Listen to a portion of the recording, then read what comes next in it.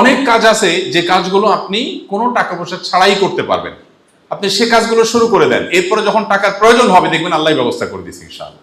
এই কাজগুলোর মধ্যে থেকে একটা কাজ হলো পরিবেশ রক্ষার কাজ। আমাদের মসজিদগুলো থেকে যদি মসজিদের চৌহদ্দি ঠিক করে নিই, মসজিদ কমিটি, ইমাম আফজল, খতিব সবাই মিলে যদি আমরা সিদ্ধান্ত নিই যে আমাদের এই মসজিদটার চৌহদ্দি কতটুকু, যে এটা আমাদের এলাকা, এটুকু বলা যায়। এরপর যদি আমরা ডিসিশন নেই এই এলাকাতে আমরা প্রতিদিন নিয়মিত পরিচ্ছন্নতা অভিযান চালাবো মসজিদ থেকে, এবং খতিব সাহেব নিজে ময়লার বস্তা ধরে বের হবেন, ইমাম সাহেব বের হবেন, মসজিদ কমিটির সভাপতি সাহেব বের হবেন, যার যার সুযোগ আছে বের হবেন। মাত্র 5 থেকে 10 মিনিট, যেটা বাস্তবায়নযোগ্য, অস্বাভাবিক অলিক কোনো টাইম না। ফজরের পরে সবাই মোটামুটি ফ্রি, ফজরের পরে টাইমটা বেশ, রাস্তাঘাটে মানুষজন থাকে না।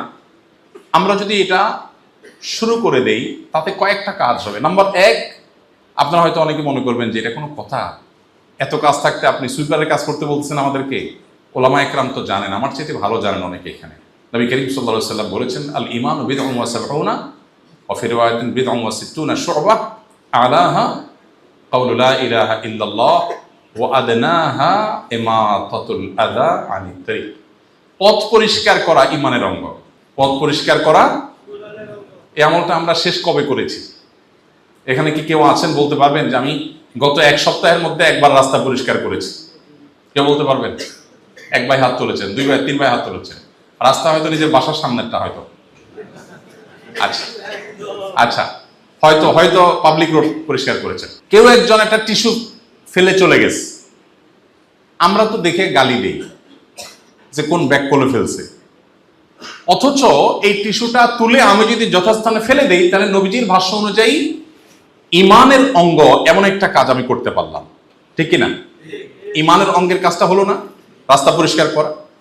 আমি ব্যক্তিগতভাবে আমার বাসার আশেপাশে, আমার বাসার সামনে একটা মসজিদ আছে, আমি মসজিদের আশেপাশে এই কাজটা আমি করার চেষ্টা করি, আমাদের বাসার অন্য সদস্যদেরকে নিয়ে করার চেষ্টা করি, আশেপাশে সবাইকে আমি উদ্বুদ্ধ করি। যদি এই কাজটা আমরা সিরিয়াসলি শুরু করি এবং স্লোগান তুলি, পথ পরিষ্কার করা ইমানের অঙ্গ, ইমানের অঙ্গের দরকার ধনীরও আছে, গরিবেরও আছে, ইমাম সাহেবেরও আছে, মুসল্লিরও আছে, খতিব সাহেবের আছে না নাই? না, পথ পরিষ্কার ইমানের অঙ্গ ইমাতাতুল আযা আনিত তরিক এটা খতিব সাহেব করবে না, এমন কোনো কথা আছে? তাহলে আর হীনমন্যতা কিসের? তাহলে পরিষ্কার করতে অসুবিধা কোথায়? যে জিনিসটা মানুষের কষ্টের কারণ হবে সেটা তুলে ফেলি, যথাস্থানে ফেলে দেই, আমি কি ছোট হয়ে যাব? প্রিয় ভাইরা আমার, এই একটা কাজ যদি কোনো মসজিদ এলাকা থেকে কেউ শুরু করেন এবং এলাকাকে যদি তিনি চকচকে তকতকে করে ফেলতে পারেন, যুবকদেরকে উদ্বুদ্ধ করেন। দেখুন, এই যে যুবক ছেলে ফেলে আছে, নবী সাল্লাল্লাহু আলাইহি ওয়াসাল্লাম বলেছেন, আন্নাসু মাআদিন কামাআদিনিয যাহাবি ওয়াল ফিদ্দাতি রাফাকুহু। প্রত্যেকটা মানুষের ভিতরে অপার সম্ভাবনা আছে। এই যে নতুন বাংলাদেশ উপহার দিয়েছে এই যুবকরাই তো। অতএব এই যুবকদেরকে দিয়ে অনেক কিছু করা সম্ভব। দুর্ভাগ্য তাদের যে তারা যোগ্য নেতৃত্ব পায়নি, আমরা তাদেরকে লিডারশিপ দিতে পারিনি। আমরা যদি এলাকার তরুণদেরকে আমরা যদি উদ্বুদ্ধ করতে চাই, এরা ভালো কিছু করতে চায়, সে নেতৃত্ব পায় না। ইমাম খতিবরা যদি দুনিয়ার সামান্য ছোটখাটো লাভের চিন্তাকে সাইডে ফেলে রেখে মসজিদমুখী, সমাজমুখী কাজের নেতৃত্ব দেন, আল্লাহর কসম আল্লাহ তাদেরকে ইজ্জত দিবেন এবং বাড়াবেন।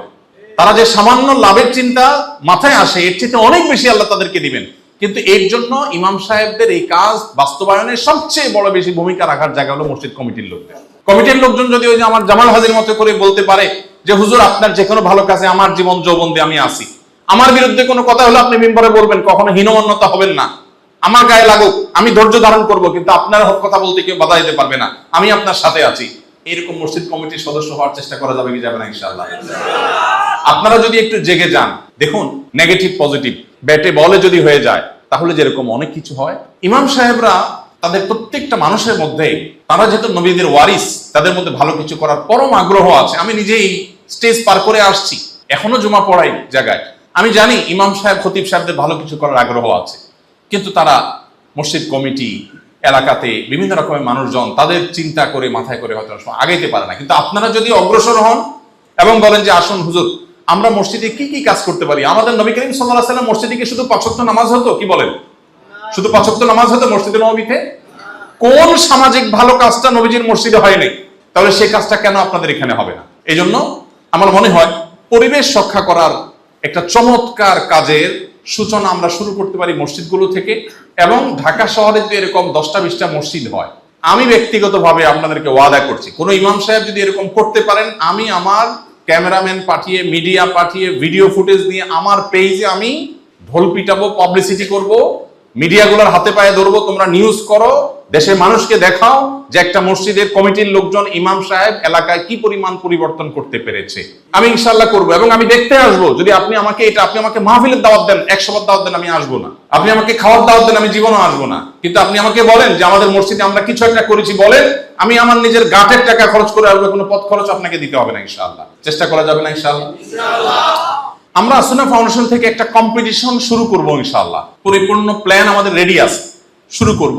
সেই কম্পিটিশনে ইমাম সাহেব এবং মসজিদ কমিটির লোকজনকে আমরা কিছু কাজ দেব। এর মধ্যে এইটা একটা, পরিবেশ রক্ষা। দেখুন, পরিবেশ রক্ষার নাম দিয়ে কোটি কোটি টাকা লোপাট হচ্ছে। পত্রিকার কথা খুঁজলে আপনারা দেখতে পাচ্ছেন। প্রকৃত পরিবেশ রক্ষা করার কাণ্ডারি আমরা হতে পারি। 3 লক্ষ মসজিদের বিশাল বড় নেটওয়ার্ক বাংলাদেশে আছে। সকল সরকারি অফিস একত্র করলে মাত্র কয়েক হাজার হয়।